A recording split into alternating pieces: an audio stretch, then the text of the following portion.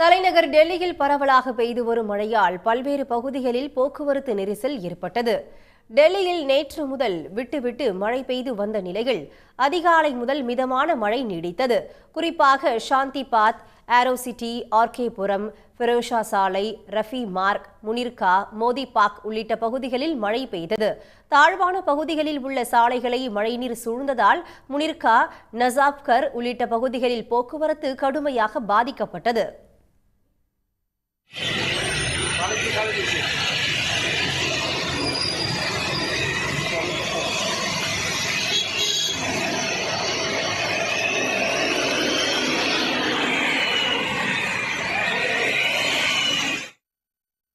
சாலைகளில் தேங்கியுள்ள மழைநீரை அகற்றும் பணிகளில் மாநகராட்சி ஊழியர்கள் ஈடுபட்டுள்ளனர்.